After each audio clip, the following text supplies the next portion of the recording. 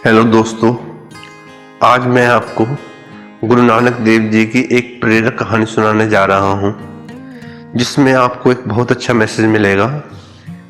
कृपया इस कहानी को पूरा सुनना। गुरु नानक देव जी अपने घर के पास एक बहती नदी पर स्नान करने जाया करते थे। एक दिन वो स्नान करने के लिए गए तो 3 दिन तक वापस ही नहीं आए। घर में सभी को बहुत चिंता हुई। लोगों ने सोचा शायद नानक जी नदी में डूब गए हैं, पर उनकी बहन नानकी कहती थी, मुझे विश्वास है कि मेरा भाई जीवित है। उसे तो अभी संसार में बहुत बड़े बड़े काम करने हैं। भूली भटकी जनता को सही रास्ते पर लाना है। वो भला कैसे डूब सकता है।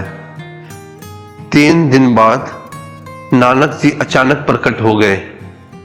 लोगों में खुशी की लहर दौड़ गई। इन 3 दिनों में नानक जी समाधि में लीन रहे।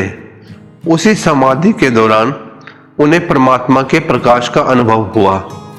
लोगों ने बड़े आश्चर्य से देखा कि गुरु नानक देव जी का रंग रूप पूरी तरह से बदला हुआ है।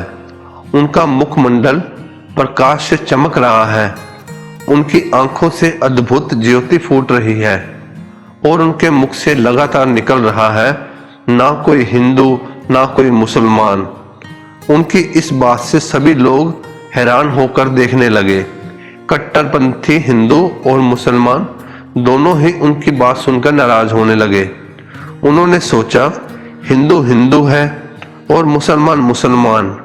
नानक जी ये क्या कह रहे हैं कि ना कोई हिंदू है और ना कोई मुसलमान। शहर के काजी ने नवाब दौलत खान से उनकी शिकायत की।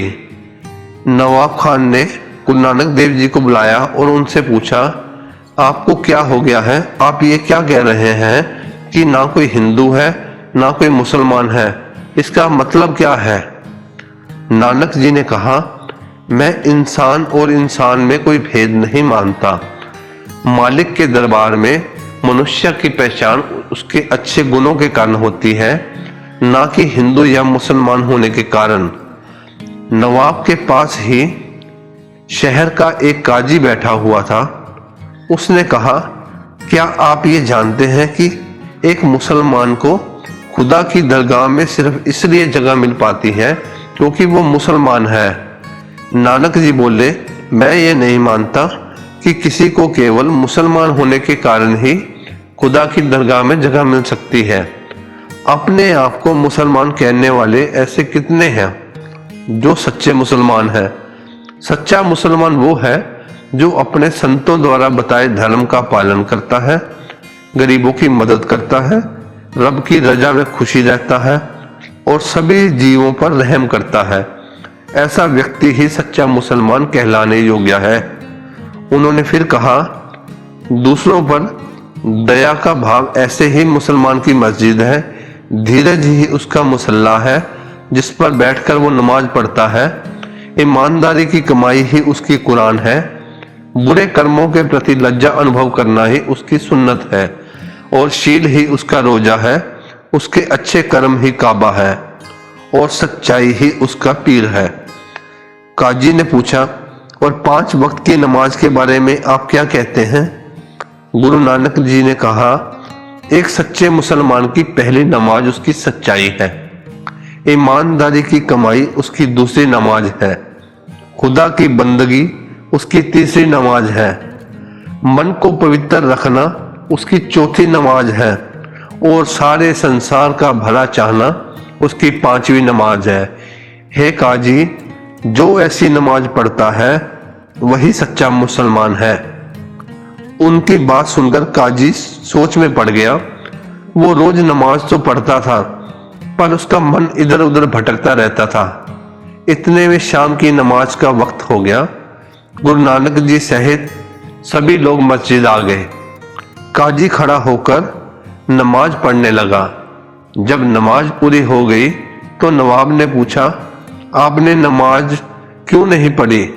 गुरु नानक देव जी हंस दिए और बोले, नमाज पढ़वाने वाला काजी का मन तो कहीं और था। काजी ने बड़े आश्चर्य से पूछा, कहाँ था मेरा मन? गुरु नानक जी बोले, काजी जी की गाय ने अभी बछड़ा दिया है।